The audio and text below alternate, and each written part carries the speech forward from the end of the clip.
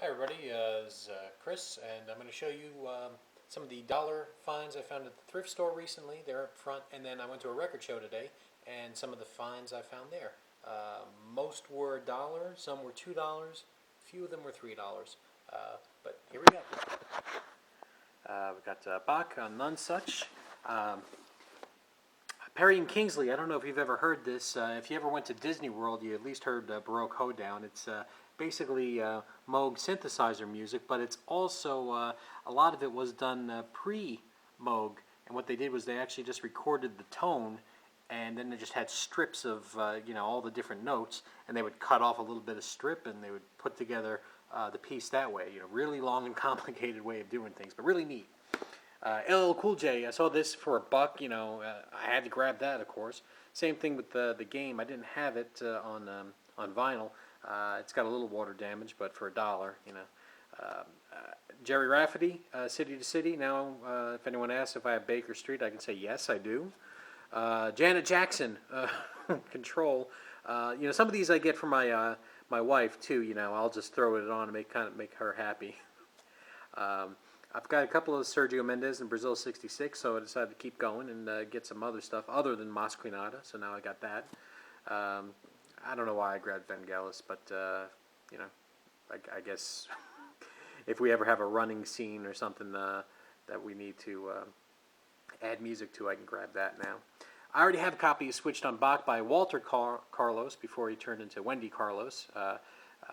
Early synthesizer Moog, showing off what can be done with the multi-track recorder, and the original synthesizer was monophonic, only one note at a time, so he had to do multiple tracks to actually make a chord, so it was really kind of complicated and ahead of its time. Very well-known album. Another Sergio Mendes, and they just look cool, don't they? I think I've already got a copy of this, but it was on Columbia Masterworks. There's a couple of things when you're buying albums. You see the label. Like if you ever see None Such, you grab it. Masterworks, I usually grab them as well. Same thing with Living Stereo. I've already got a couple of Glenn Miller albums. I'm a big swing fan, but I decided to grab it. It was on Living Stereo, and for $1, why not?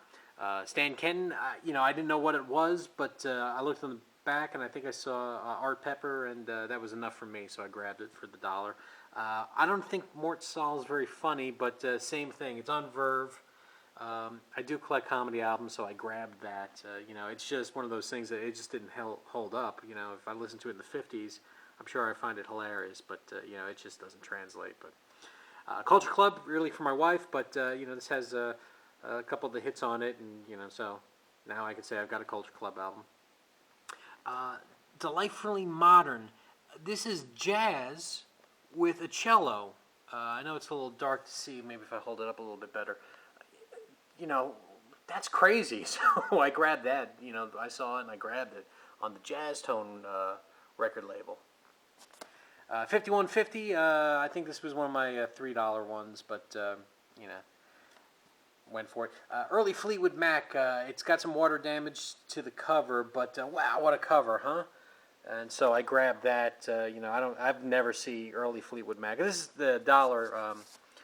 It was only $1. This is the record show stuff from now on here. Living in the Past with a nice, the solid book. So I went for that. I needed the Nylon Curtain. I used to have it as a kid. Like most of us, we went on a selling jag. So when CDs came out, I think this was one of the ones that I got rid of on vinyl, and I don't have a CD copy. I do have a CD copy of Electric Flag, Long Time Coming. If you've never heard this album, make sure you get it. It is fantastic. It's got, who's on it? Mike Bloomfield, that's right. Mike Bloomfield's the real name on the album, but Harvey Brooks played bass for Dylan. Buddy Miles, usually, if you see anything with Buddy Miles, always grab it. And I had this on CD. I actually used to have it on vinyl, but I left it in my car when I was a teenager over a warm day, and it got completely ruined, so it was worthless. Four-Way Street for $1, sure, why not? So I grabbed it. Stranger, same thing. I used to have it as a kid, don't have it anymore, don't know what happened, so I grabbed it. Funkadelic for $1. It's got a scratch on it, unfortunately. But, I've never seen a Funkadelic album less than $15 or $20. So, for the dollar, I grabbed it. Mata Hoople, All the Young Dudes. This is actually, this and Time Out here were my garage sale finds a while ago. They just got thrown in here by accident. Blizzard of Oz. We got Emmett Rhodes, another great album. I had it on CD, and I think the person didn't know what they had. Now, of course, the cover is beat up, but I mean, this is a fantastic album. If you love home recording, he recorded the whole thing by himself at home. He ended up suffering from depression from just not making it, and he should have. He sounds like Paul McCartney. It sounds exactly almost like the first McCartney album, actually. And I think if you didn't tell somebody, I think they'd be hard pressed to really know that it wasn't Paul McCartney. Fantastic. So make sure you find that if you don't have it already. Cars, Heartbeat City. I had it on a CD. I sold the CD, and I don't remember why. So I saw it for $1 and I grabbed it. This I got at the thrift store. It's a piano with bossa nova, so that sounded unusual to me, and I grabbed it. Van Halen 2, Tarkus. These are things you kind of see often. Tarkus, you see. She's So Unusual. Again, a little water damage, but that's really. I'll put it on when my wife's unsuspecting, and she loved that album as a kid. I did too as a kid. Green River for $1. Can't beat that. AC/DC for those about to rock. Let me move those a little bit. Candy O, just for the cover alone is worth $1. Oof. 10 Years After, Space and Time. Okay, I don't know what that is, but I'm looking forward to it. Sugarloaf, I actually have the Sugarloaf's first album that my father-in-law gave me, so I saw this and I grabbed it. Good kind of bluesy rock.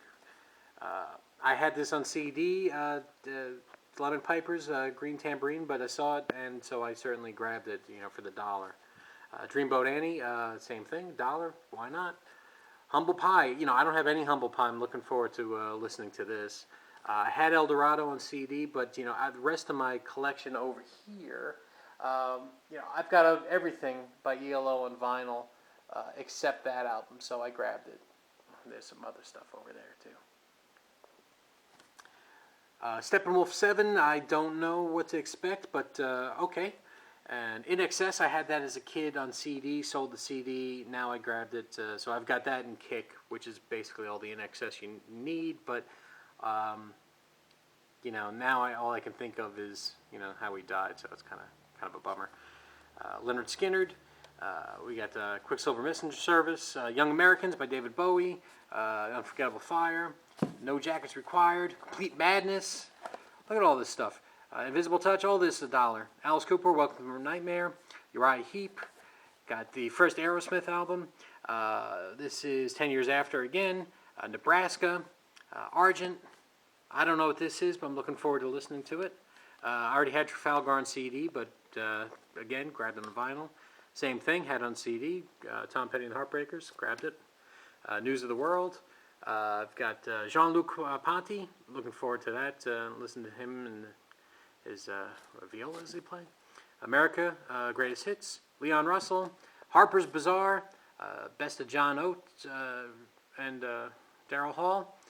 Blood, Sweat, and Tears, Child's Father of the Man, which I had. Looking forward to that. I have the other album. Diodato, I've got that on some of that on CD, but not this. Stevie Wonder's Secret Life of Plants, and Thriller, which I used to have as a kid, but lost it. So that's all my finds today. Pretty good score, I think. Everything basically $1. So not too bad.